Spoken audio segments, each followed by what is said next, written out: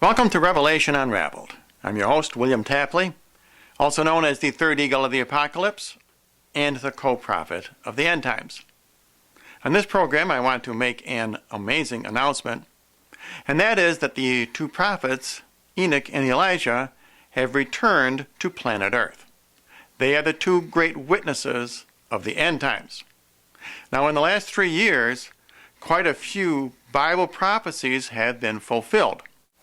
But in 2010, 4 amazing prophecies were fulfilled. First of all, the 7 years of tribulation began on October 13th. That was when those Chilean miners were rescued from the mine. Those 70 days that they were in the ground symbolized the 7 years that we Christians will be persecuted during the next 7 years. The second amazing fulfillment of Bible prophecy is that the Catholic Church began to be trampled under by the Gentiles as prophesied in Revelation 11, verse 2. And that occurred when Pope Benedict allowed certain forms of condoms to be used. The Catholic Church has never allowed condoms. And of course, the third major fulfillment of Bible prophecy was when Jesus opened the second seal of Revelation and released the Red Horse of War. This occurred when North Korea attacked that island off of South Korea. The fourth major event, which occurred in 2010, was that forest fire in Israel. This also was a fulfillment of Bible prophecy, and that is that Israel would lose the blessings of Almighty God in 2010. Now, these last two events, the start of World War III, the first birth pang of the tribulation period, and this forest fire in Israel have two more very important significances, and that is they predict the return of the prophets Enoch and Elijah. The lives of Enoch and Elijah in the Bible and their mission in these end times are reflected in the fire and the attack on South Korea. First, let's take a look at how Elijah was taken up to heaven. 2 Kings chapter 2, verse 1. And it came to pass, when the Lord would take up Elijah into heaven by a whirlwind, that Elijah went with Elisha from Gilgal. And it came to pass, as they still went on and talked, that behold, there appeared a chariot of fire, and horses of fire, and parted them both asunder.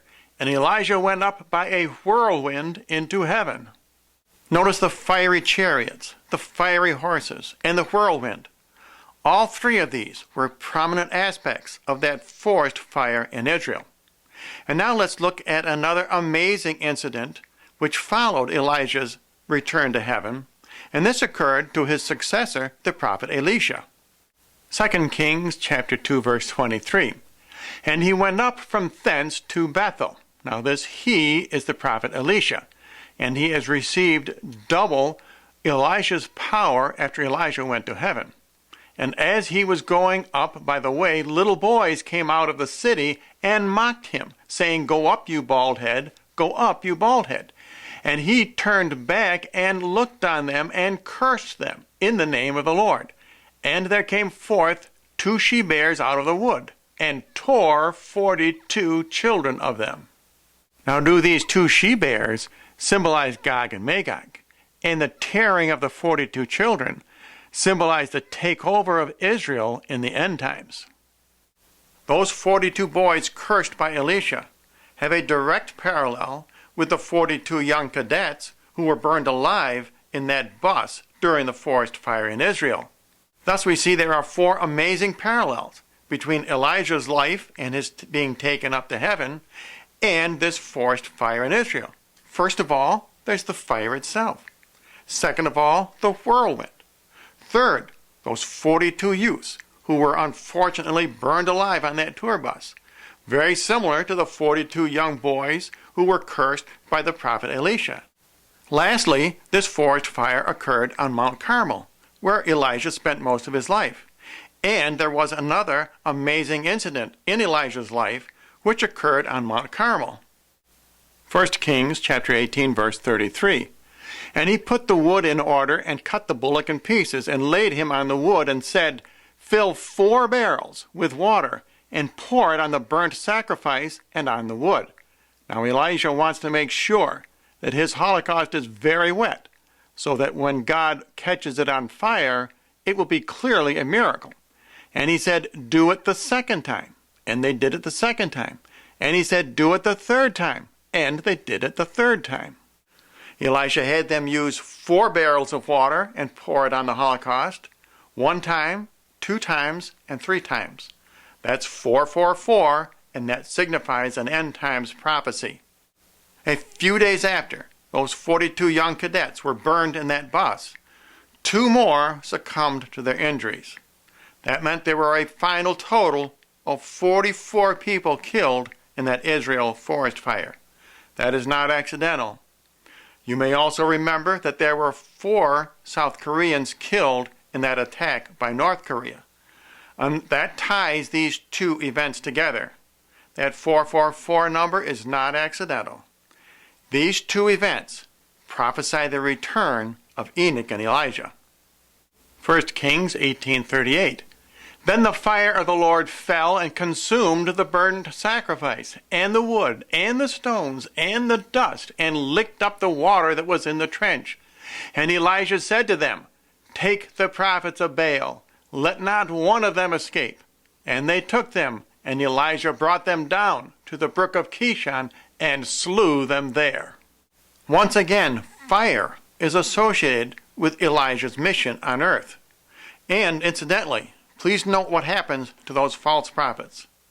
You false prophets who post videos on YouTube saying that the Catholic Church is the whore of Babylon, this is what is going to happen to you. This will be your fate, the same as those false prophets of Baal. And now let's take a look at Enoch and his life in the Bible.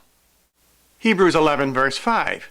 By faith Enoch was translated, that he should not see death, and was not found, because God had translated him. For before his translation he had this testimony, that he pleased God. And in Genesis 5 verse 23. And all the days of Enoch were 365 years. And Enoch walked with God, and he was not, for God took him. Elijah's mission is to the Jews in Israel, but Enoch will preach Christianity to the far-off Gentile nations. And I believe that is the relationship with Korea. Now, both Elijah and Enoch will warn about the coming of Armageddon. Jude 1, verse 4, and Enoch also, the 7th from Adam. Now, this means that Adam was Enoch's great-great-great-great-great-grandfather.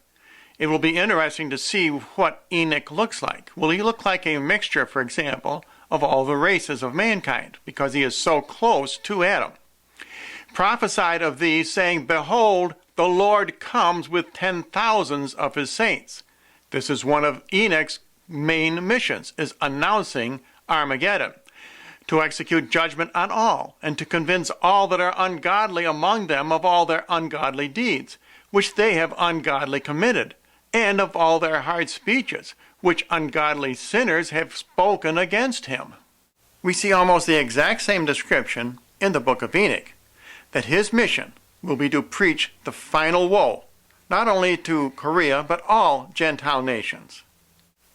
And in Revelation chapter 10, verse 1, and I saw another mighty angel come down from heaven. Now this is once again the prophet Enoch, clothed with a cloud, and a rainbow was on his head, and his face was as it were the sun, and his feet as pillars of fire. Continuing on in the book of Revelation, we see how Enoch's primary mission will be to the far-off Gentiles. Revelation 10, verse 2, and he had in his hand a little book open, and he set his right foot on the sea, and his left foot on the earth. Now this indicates that Enoch's mission is to the far-off Gentile nations. And the angel which I saw stand on the sea and on the earth lifted up his hand to heaven. Could this sea and earth imagery also indicate an island nation? Go and take this little book, which is open in the hand of the angel which stands on the sea and on the earth. I believe this land and sea imagery refers to the peninsula of Korea. Korea is almost completely surrounded by water. The great Old Testament prophet Daniel also tells us about Enoch and Elijah and their missions in the end times. Daniel 12, verse 5. Then I, Daniel, looked, and behold, there stood two others. Now these two are Enoch and Elijah. The one on this side of the bank of the river, now that would be Elijah, because his mission is to the nearby Jews in Israel, and the other on that side of the bank of the river. That would be Enoch, because his mission is to the far-off Gentiles. And one said to the man clothed in linen, which was on the waters of the river, How long shall it be to the end of these wonders? Now this question is directed to Enoch, because one of Enoch's missions in these end times will be to tell the timing of events. Continuing on now in Daniel chapter 12, we see that Enoch's mission is not only to preach to the far-off Gentile nations, but also to give the timing of end times events. Daniel 12, verse 7. And I heard the man clothed in linen, which was on the waters of the river, now this is Enoch, when he held up his right hand and his left hand to heaven, and swore by him that lives forever that it shall be for a time, times and a half. Now this time, times and a half, refers to the great tribulation. And when he shall have accomplished to scatter the power of the holy people, all these things shall be finished. The holy people who are scattered in this passage refers to remnant Catholics who will be forced to flee from their apostate church during the 7 years of tribulation. This takeover of the Catholic Church by the one-world communist tyranny has already begun. And now let's look at Daniel 8, where we see another example that Enoch's mission, one of his missions in these end times, is to tell the timing of the events. Daniel 8, verse 13. Then I heard one saint speaking, and another saint said to that certain saint which spoke. Now these two saints are again Enoch and Elijah, and they are described here as saints. We have seen them previously described as men and as angels. And once again, Elijah is asking Enoch a question about the timing of the end. How long shall be the vision concerning the daily sacrifice and the transgression of desolation, to give both the sanctuary and the host to be trodden under foot? And Enoch answers, And he said unto me, Unto 2300 evenings and mornings, then shall the sanctuary be cleansed. Now this 2300 evenings and mornings translates into 1150 days. In other words, the length of time of the Great Tribulation. Certainly Korea would fulfill Bible prophecy as Enoch's primary base of operations in these end times. First of all, they are about as far away from Jerusalem as you can get. Secondly, that is a very Gentile part of the world. That is, they are non-Christian. And third, remember, Korea is basically an island nation. They are a peninsula, almost totally surrounded by water.